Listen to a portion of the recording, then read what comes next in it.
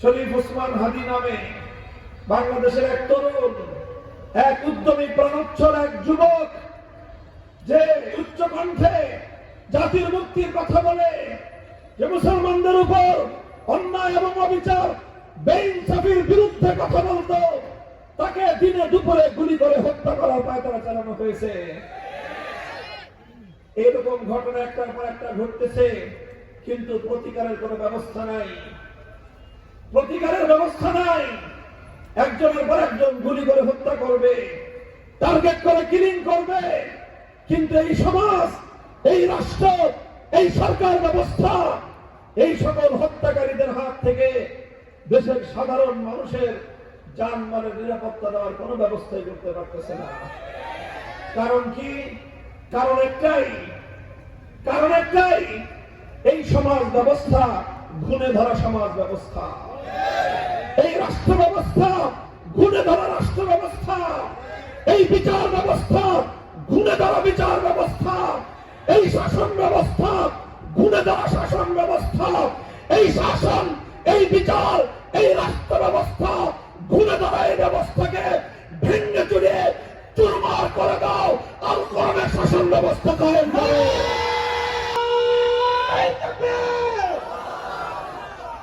আমাদের দেশে মানুষ খুন হয়, মানুষের অধিকার আরেকজন কেড়ে নেয়, দুর্বলের অধিকার সবল কেড়ে নেয়, গরিবের অধিকার বড়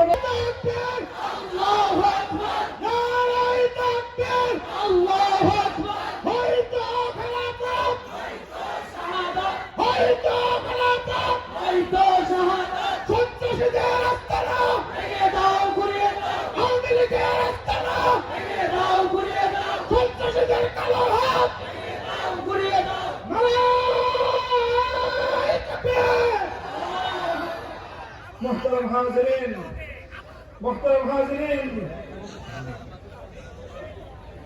এই যে বিষয়টা বললাম, আমি একটা কথা বড় আক্ষেপ নিয়ে বলি, বড় কষ্ট নিয়ে বলি। আমরা 190 বছর, কত বছর?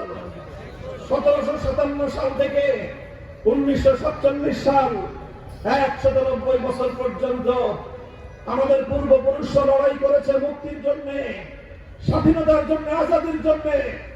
ইংরেজ বেরিয়াদের বিরুদ্ধে, ব্রিটিশদের বিরুদ্ধে লড়াই করেছে, আমরা স্বাধীনতা লাভ করেছি।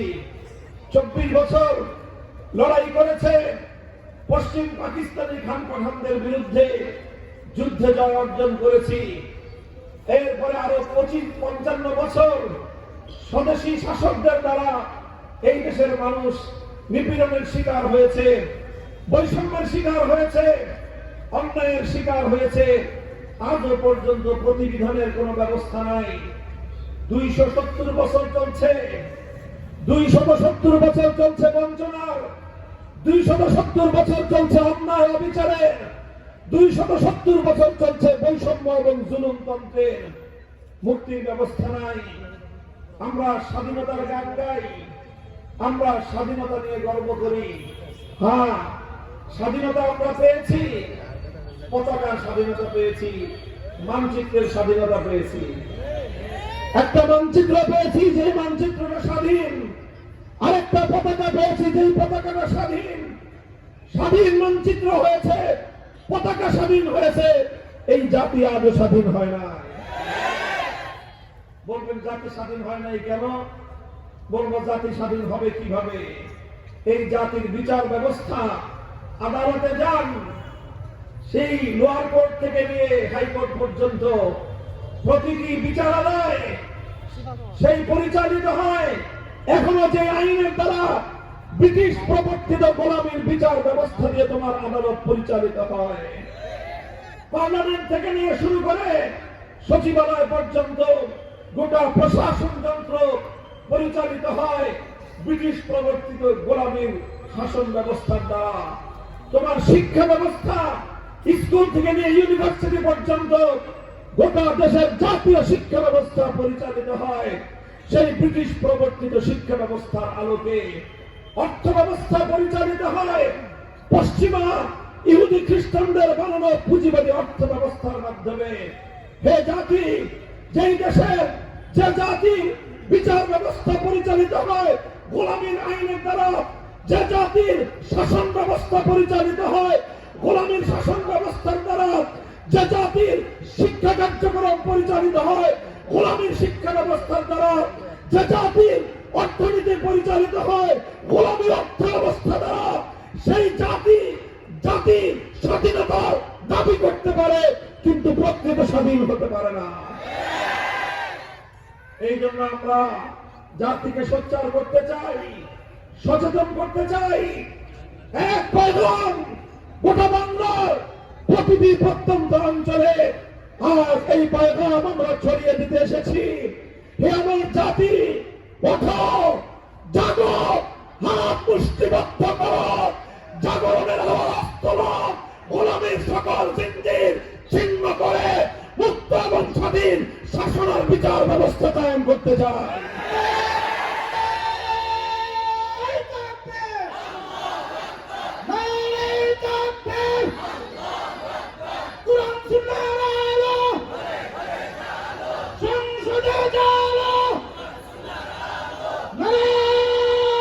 অধিকার সবল কেড়ে নেয়, গরিবের অধিকার বড়লোক কেড়ে নেয়, পথ হারাম, রাস্তার ফকির টোকাই অথবা দরিদ্র হতদরিদ্রের অধিকার কেড়ে নেয় শিল্পপতি। তার কাছ থেকে, শক্তিমানের কাছ থেকে দুর্বলের অধিকার আদায় করে দেওয়ার মতো কোনো বিচার ব্যবস্থা নাই। মামলা করতে পারবেন, আপনি মামলা করেন, আপনি যদি দুর্বল হয়ে থাকেন সবল আপনাকে হুমকি দিবে, দেখি তুই মামলা কর, তোর কত টাকা আছে, আমার কত টাকা আছে, দেখা হবে। কত বলেন ঠিক না বেঠিক? এই মামলা, এই বিচার ব্যবস্থা সম্পর্কে জনমানুষের প্রচলিত আছে একটা কথা, সেটা হলো যদি কোনো বাদী আক্রান্ত হয়ে অন্যের দ্বারা ক্ষতিগ্রস্ত হয়ে আদালতের দ্বারস্থ হয়, তাহলে সেই মামলা নিষ্পত্তি হয়ে সেই মামলার রায় পাওয়ার জন্য একটা মানুষকে অপেক্ষা করতে হয় 3 পুরুষ পর্যন্ত। কয় পুরুষ? বাপে মামলা করে, ছেলে মামলা লড়ে, কপাল ভালো থাকলে নাতির আমলে গিয়ে মামলার রায় হবে। এই হলো মামলার বিচার ব্যবস্থা। আমরা দায়িত্ব নিয়ে বলছি, আল কোরআনের বিচার ব্যবস্থা কায়েম করো। 3 পর্যন্ত নয়, 3 সপ্তাহের মধ্যে দেশের প্রতিটি মামলা নিষ্পত্তি করা হবে। এগুলো গান গল্প নয়, এগুলো শুধু গান গল্প নয়, কাল্পনিক কাহিনী নয়, অনেক গল্পের কথা বলছি না। আজ একবিংশ শতাব্দীতে পৃথিবীতে এমন একটা রাষ্ট্র কায়েম আছে, যেই রাষ্ট্রটা মোল্লা মৌলবীরা চালায়, দেওবন্দি ওলামায়ে কেরাম সেই রাষ্ট্রটা চালায়। সেই রাষ্ট্রের প্রধান বিচারপতি দেশের একজন শীর্ষ আলেম মোল্লা আব্দুল হাকিম হাক্কানি, সেই প্রধান বিচারপতির সাথে রাহমাতুল্লাহ। ইন্নাল হামদুলিল্লাহ نحمده ونستعينه ونستغفره ونؤمن به ونتوكل عليه ونشهد أن لا إله إلا الله وحده لا شريك له ونشهد أن سيدنا ومولانا محمدا عبده ورسوله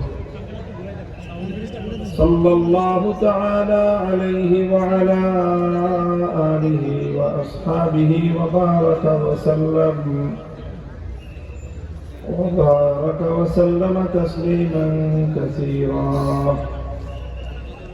أما بعد، فأعوذ بالله من الشيطان الرجيم.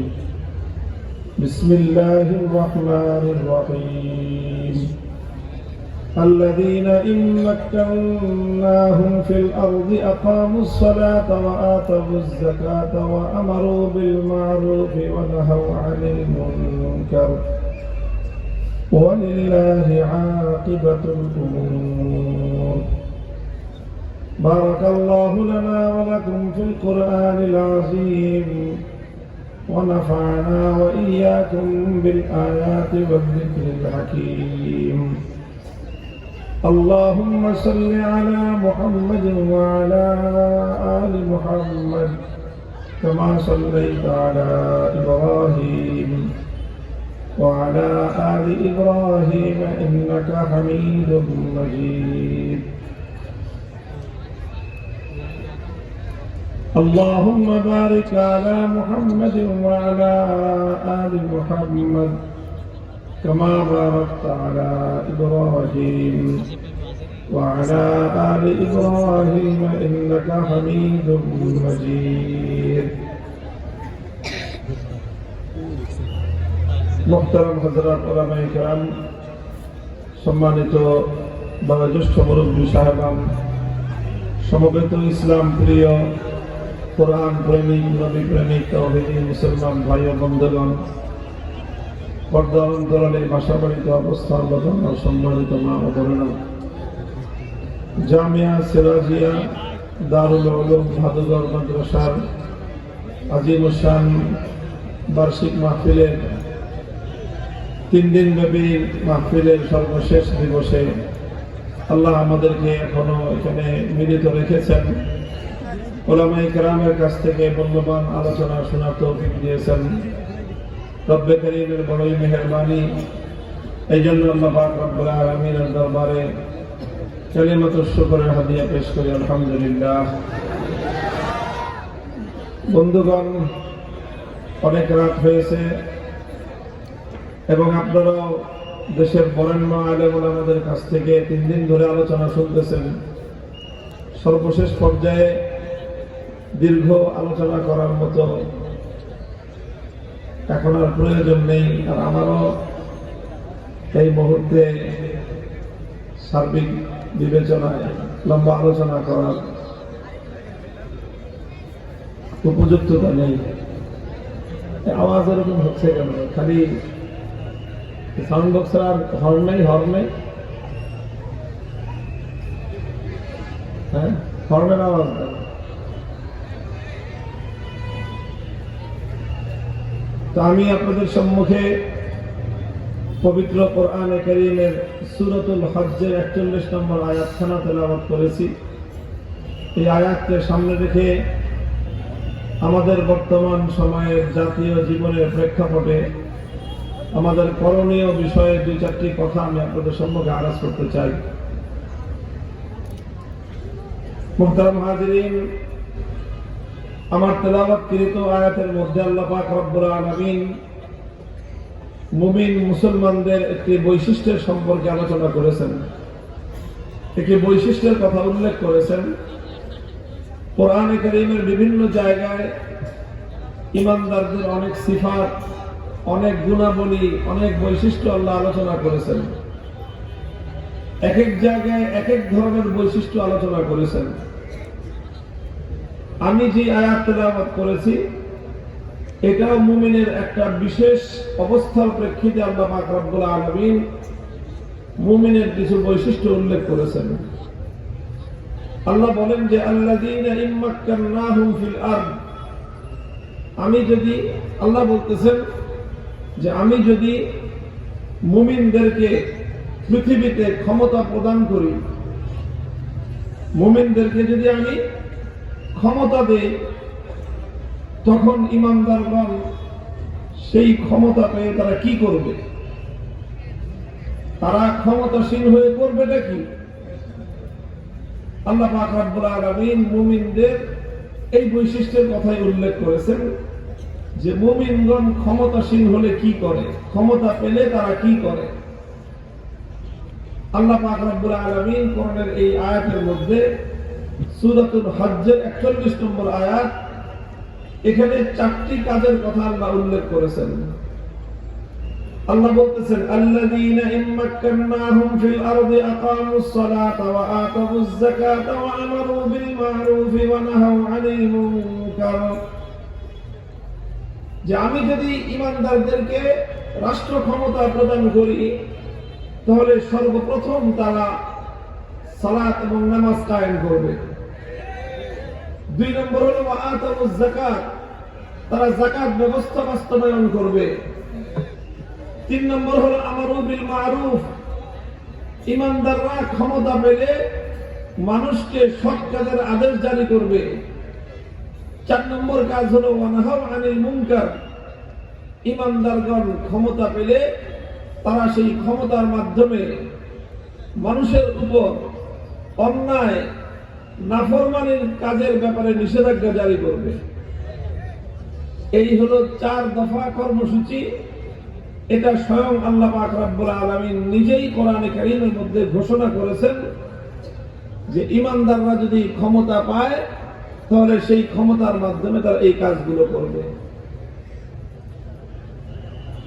মুফাসসিরিনে কেরামগণ সেই পূর্ব যুগ থেকে নিয়ে বর্তমান যুগ পর্যন্ত, ইমাম কুরতুবী থেকে ইবনে কাসির থেকে বর্তমান যুগ পর্যন্ত সকল মুফাসসিরিনে কেরামগণ এখানে ক্ষমতা দেওয়ার কথা যে বলা হয়েছে, এই ক্ষমতার দ্বারা আল্লাহ পাক রব্বুল আলামিনের কোন ক্ষমতা উদ্দেশ্য সেটা তারা তাফসীর করেছেন।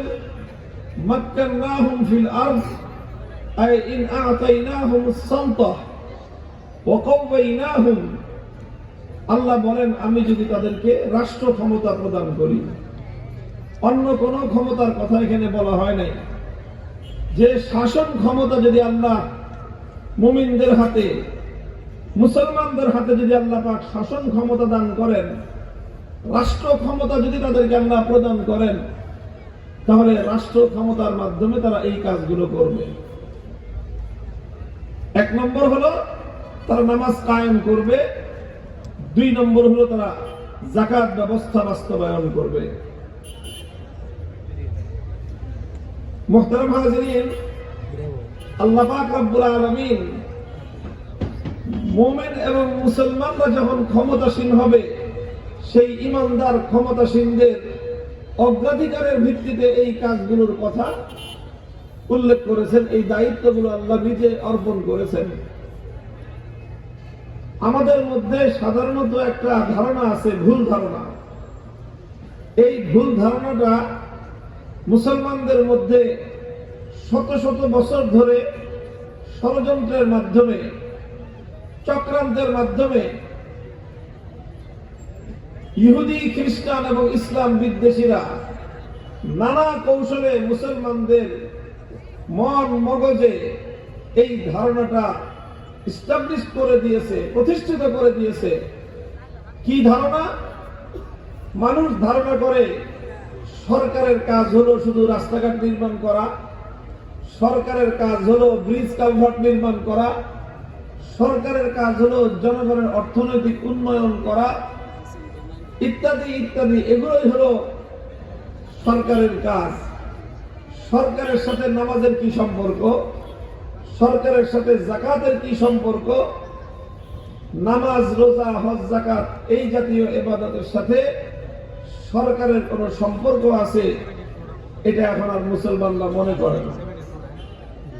মুসলমানদের মধ্যে এইরকম ধারণা, মুসলমানদের মধ্যে এইরকম চিন্তা, এটা একদিনে সৃষ্টি হয় নাই। এটা ইসলাম বিদ্বেষীদের দীর্ঘ ষড়যন্ত্র এবং চক্রান্তের ফসল। মুহতারাম হাজিরিন, এই জন্য এই আলোচনা আমি মুসলমানদের সামনে করি, যাতে আমার দেশের মুসলমানেরা, আমাদের সমাজের ইমানদাররা, তারা যেন একটু সচেতন হয়। আল্লাহর কোরআন সম্পর্কে তারা যেন আরেকটু লক্ষ্য করে যে কোরআন তাদেরকে কি শিক্ষা দিচ্ছে আর জাতি হিসেবে তারা কি করতেছে। মুহতারাম হাজিরিন, সর্বপ্রথম আল্লাহ পাক রব্বুল আলামিন নামাজ কায়েমের কথা বলেছেন। আমরা জানি যে নামাজ এটা কত গুরুত্বপূর্ণ বিষয়। নামাজ শুধু মুসলমানের পরকালের মুক্তির গ্যারান্টি নয়, নামাজ যেমনি ভাবে মুমিনের জন্য পরকালের মুক্তির নিশ্চয়তা দেয়, হাদিসের মধ্যে আল্লাহ রাসূল সাল্লাল্লাহু আলাইহি ওয়াসাল্লাম ইরশাদ করেছেন, মিফতাহুল জান্নাতিস সালাহ, জান্নাতের চাবি হলো কি? নামাজ। নামাজ হলো জান্নাতের চাবি। এই মাইকে তো কথা বলা যাবে না।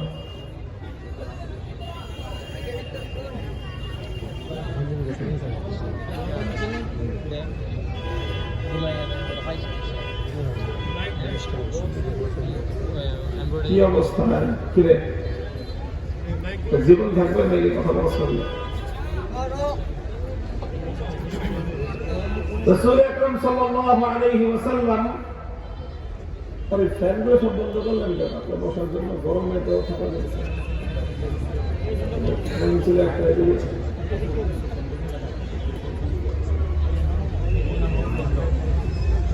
মিফতাহুল জান্নাতিস সালাহ, হাদিসের মধ্যে রাসূল আকরাম সাল্লাল্লাহু আলাইহি ওয়াসাল্লাম ইরশাদ করেছেন, জান্নাতের চাবি হলো নামাজ।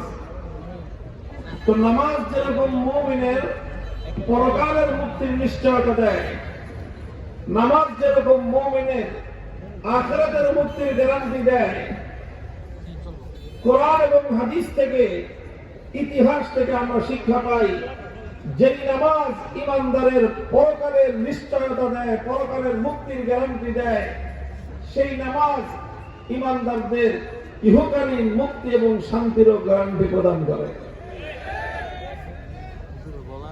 খলিফাতুল মুসলিমিন ওমর ফারুক রাদিয়াল্লাহু তাআলা আনহু নাম আমরা সকলেই জানি। পৃথিবীর ইতিহাসের অন্যতম সফল রাষ্ট্রনায়ক। পৃথিবীর গোটা ইতিহাসে যে কোনো ধর্মাবলম্বী একজন মানুষ যদি সে নিরপেক্ষ বিশ্লেষক হয়, আর যদি বিশ্ব ইতিহাসের 10 জন সেরা শাসকের নাম উল্লেখ করতে চায়, লিপিবদ্ধ করতে চায়, খলিফা ওমরের নাম বাদ দিয়ে 10 জন শাসকের নাম লেখা সম্ভব না। সেই খলিফা ওমর মুসলিম উম্মাহকে, মুসলিম বিশ্বকে নেতৃত্ব দিয়েছেন। আটলান্টিক মহাসমুদ্রের তীর থেকে আফ্রিকার জঙ্গলের গহীন অঞ্চল পর্যন্ত অর্ধেকটা পৃথিবী তিনি শাসন করেছেন। তার শাসনামলে মুসলিম জাতি অভূতপূর্ব উন্নতি সাধন করেছে। তাদের বিজয়ের কেতন পৃথিবীর দিকে দিকে উড্ডীন হয়েছে এবং তিনি গোটা এই খেলাফতের শাসন ব্যবস্থাকে এবং গোটা মানব সম্প্রদায়কে এমন শান্তি, নিরাপত্তা, ইনসাফের সমাজ ব্যবস্থা উপহার দিয়েছিলেন যে আজও পর্যন্ত পৃথিবী ১৫০০ বছর পরেও খলিফা ওমরকে জাতি, ধর্ম, বর্ণ নির্বিশেষে প্রতিটি মানুষ শ্রদ্ধা বলে স্মরণ করে। তিনি কিভাবে এই সাফল্য অর্জন করেছিলেন? কিসের ভিত্তিতে এই সাফল্য হযরত ওমর অর্জন করেছিলেন? যে সকল পলিসি, যে সকল নীতি এবং যে সকল কর্মকৌশলের মাধ্যমে খলিফা ওমর রাদিয়াল্লাহু আনহু তিনি এই সাফল্য অর্জন করেছিলেন, তার মধ্যে অন্যতম একটা সাফল্যের কথা আমি আপনাদেরকে শোনাই। বুখারী শরীফের হাদিস। বুখারীর মধ্যে বর্ণিত হয়, খলিফাতুল মুসলিমিন ওমর ফারুক রাদিয়াল্লাহু তাআলা আনহু তিনি তার খেলাফত কালে একবার একটা রাষ্ট্রীয় ফরমান জারি করলেন। সকল শাসকদের কাছে, গভর্নরদের কাছে, রাষ্ট্রীয় বড় বড় কর্মকর্তা আপনাদের কাছে একটা রাষ্ট্রীয় ফরমান, রাষ্ট্রীয় একটা বার্তা প্রেরণ করলেন। সেই বার্তায়, সেই ফরমানের মধ্যে কি বক্তব্য ছিল? বুখারী শরীফের কিতাবের মধ্যে সেই ভাষা উল্লেখ আছে। খলিফা ওমর লিখলেন, ইন্না আহাম্মা উমুরিকুম ইনদি আস-সালাহ, ইন্না আহাম্মা উমুরিকুম ইনদি আস-সালাহ, ফামান হাফিজাহা ফাহুয়া লিমা সিওয়াহা আহফাজ, ওয়া মান দাইয়াহা ফাহুয়া লিমা সিওয়াহা আদিয়া।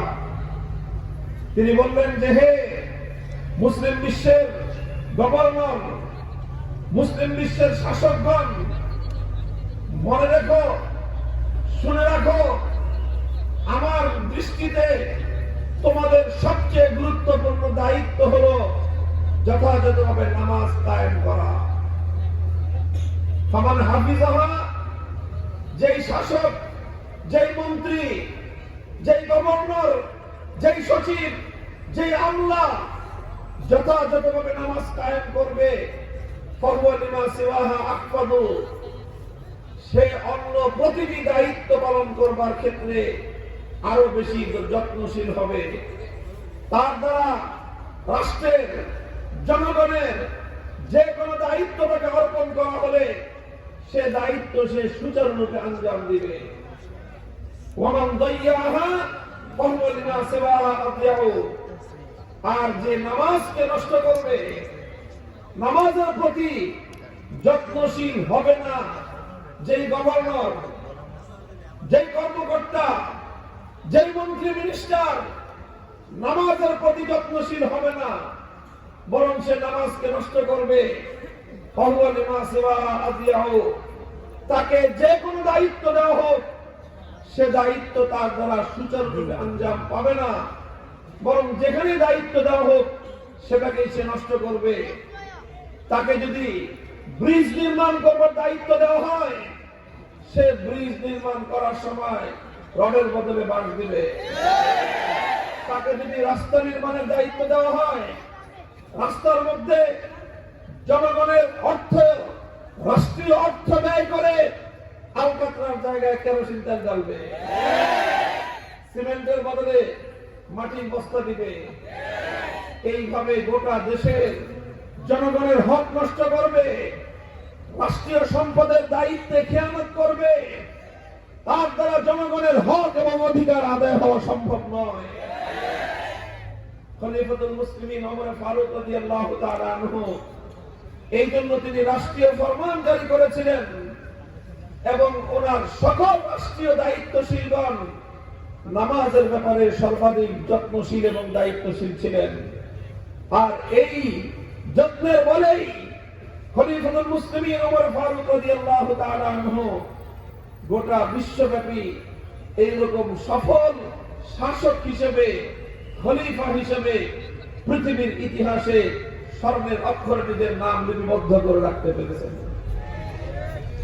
মুহতারাম হাজিরিন, কোরআনে কারীমের মধ্যে আল্লাহ পাক রব্বুল আলামিন নামাজের বৈশিষ্ট্যের কথা বলেছেন। ইন্নাস সালাতা তানহা আনিল ফাহশাই ওয়াল মুনকারি ওয়া লাযিকরুল্লাহি আকবার ওয়াল্লাহু ইয়ালামু মা তাসমাউন।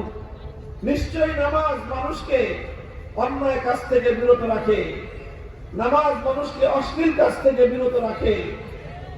দুর্ভাগ্যের বিষয়, পরিতাপের বিষয়, আজ বেদিন, কাফের, মুশরিক, ইহুদি খ্রিস্টানের দল মুসলমানদের মস্তিষ্কের মধ্যে, মুসলমানদের চিন্তার মধ্যে এমন এক কুফরি মতবাদ প্রতিষ্ঠিত করে দিয়েছে। আজ মুসলমানের ঘরে জন্ম নিয়ে মুসলমান তারাও মনে করে রাষ্ট্রের সাথে ধর্মের কোনো সম্পর্ক নাই। তারা মনে করে রাষ্ট্রের সাথে, সরকারের সাথে নামাজের কোনো সম্পর্ক নাই। তাই আজ মুসলিম সমাজ, মুসলিম দেশগুলো, মুসলিম সমাজগুলো, মুসলিম জাতিগুলো দুর্নীতির আখড়ায় পরিণত হয়েছে। আমরা দায়িত্ব নিয়ে বলতে পারি, মুসলমানরা যদি এই সকল কুফরি তন্ত্র থেকে বের হয়ে এসে খেলাফতের আদর্শে আজও রাষ্ট্র ব্যবস্থা পরিচালনা করার সিদ্ধান্ত গ্রহণ করতে পারে, সারা দুনিয়ার মানচিত্রের রং বদলে যাবে। এই জন্য প্রথম দায়িত্ব হলো, যদি মুসলমানরা ক্ষমতা পায়, ইমানদাররা যদি ক্ষমতাসীন হয়, তাদের সর্বপ্রথম দায়িত্ব হলো আকামুস সালাত, নামাজ কায়েম করবে। নামাজ কায়েমের দ্বারা শুধুমাত্র পরকালীন মুক্তি হয় তা নয়, নামাজের দ্বারা যেরকম পরকালীন মুক্তি নিশ্চিত হয়, নামাজের দ্বারা যেরকম মুমিনের ঈমান শক্ত মজবুত হয়, নামাজের দ্বারা যেরকম মুমিনের পরকালের জান্নাত প্রাপ্তির গ্যারান্টি মিলে, সেই নামাজের দ্বারাই মুসলমানদের ইহকালীন সমৃদ্ধির ব্যবস্থা নিশ্চিত হয়। এই নামাজের মাধ্যমে মুসলমানরা দুর্নীতিমুক্ত নীতিবান সমাজ গড়বার নিশ্চয়তা পায়। এই জন্যই আমরা বলি, মুসলমান আল্লাহর কোরআন অনুযায়ী তোমরা শাসন ব্যবস্থা পরিচালনা করো। এছাড়া উম্মতে মুসলিমের ভাগ্য পরিবর্তনের বিকল্প কোনো রাস্তা নাই। এটা হলো প্রথম কাজ। 2 নম্বর কাজের কথা আল্লাহ কোরআন বলেছে, ওয়া আতাউজ যাকাত। দ্বিতীয় কাজ হলো যাকাত বাস্তবায়ন করা। যাকাত বাস্তবায়ন করা। মুসলমানরা যদি রাষ্ট্র ক্ষমতা পায়, ইমানদাররা যদি ক্ষমতাসীন হয়, তাদের 2 নম্বর দায়িত্বই হলো যাকাত বাস্তবায়ন করা। যাকাত বাস্তবায়ন করার গুরুত্বটা কোথায়? কেন এত গুরুত্ব দেওয়া হলো? কারণ যাকাত ইসলামী অর্থ ব্যবস্থার প্রধান হাতিয়ার। যাকাত ইসলামী অর্থনীতি কায়েম করার প্রথম বুনিয়াদ। যাকাত শুধুমাত্র একটা ইবাদতই নয়, যাকাত যেমনি ভাবে ইসলামের পঞ্চ স্তম্ভের অন্যতম স্তম্ভ, ইসলামের গুরুত্বপূর্ণ ফরজ বিধান, ঠিক তেমনি ভাবে একটি মানবিক সমাজ গড়বার জন্য যাকাত ব্যবস্থা আল্লাহ দেওয়া এই বিশ্ব সভ্যতার মধ্যে অন্যতম প্রধান বুনিয়াদ এবং স্তম্ভ। যাকাত ব্যবস্থা সম্পর্কে আমি আপনাদেরকে 2টি তথ্য শোনাই, 2টি বৈশিষ্ট্যের কথা শোনাই। মুহতারাম হাজিরিন, ইসলাম আমাদেরকে যে অর্থ ব্যবস্থার কথা দেয়, ইসলাম যে অর্থ ব্যবস্থা অর্থনীতি কায়েম করার নির্দেশনা প্রদান করেছে কোরআন হাদিসের মধ্যে, তাতে যাকাত এটা হলো অন্যতম একটা বুনিয়াদী বিষয়। দুঃখ এবং পরিতাপ লাগে, খুবই দুঃখের বিষয়, মুসলমানরা আজ কোরআন তেলাওয়াত করে, মুসলমানরা কোরআনের ব্যাখ্যা করে, কোরআনের গবেষণা করে, মুসলমানগণ আজ ইসলামী ফিকহের ইলম আলোচনা করে, গবেষণা করে, এটা লেখালেখি করে, কিন্তু সেই কোরআন এবং ইসলামী ইলম অনুযায়ী আসমানী ওহীর ইলম মোতাবেক একটা সমাজ গড়বার জন্য মুসলমানদের কোনো গুরুত্ব নাই। তাই আজ মুসলমানদের এই অধোগতি, তাই আজ মুসলমানদের এই অবস্থা। তবে আলহামদুলিল্লাহ, আমরা অত্যন্ত আস্থার সাথে বলতে চাই, এই সুসংবাদ শোনাই, হে দেশের দীপ্ত মুসলিম তাওহীদি জনতা, আমি তোমাদেরকে এই সুসংবাদ শোনাই যে ইনশাআল্লাহ 100 বছর গিয়েছে আমাদের কঠিন সময়। সারা দুনিয়ার কোথাও ইসলামী শাসন ব্যবস্থার ছিটে ফোটা পর্যন্ত ছিল না। ইসলাম এবং আল্লাহ প্রদত্ত রাজনৈতিক ব্যবস্থা খেলাফতকে সারা দুনিয়ার কুফরি শব্দে ঐক্যবদ্ধ হয়ে খেলাফত ব্যবস্থাকে দুনিয়া থেকে নির্মূল করে দেওয়া হয়েছিল। 100 বছর অতিক্রান্ত হয়েছে। এই 100 বছর মুসলমানদের পতনের সময় ছিল, এই 100 বছর মুসলমানদের করুণ সময় ছিল, এই 100 বছর মুসলমানদের দুর্ভাগ্যের সময় ছিল, এই 100 বছর মুসলমানরা সারা দুনিয়া জুড়ে নিপীড়িত, অপদস্থ, লাঞ্ছিত হওয়ার সময় ছিল। তবে আলহামদুলিল্লাহ, এখন পূর্ব দিগন্তে নতুন সূর্য উদিত হয়েছে।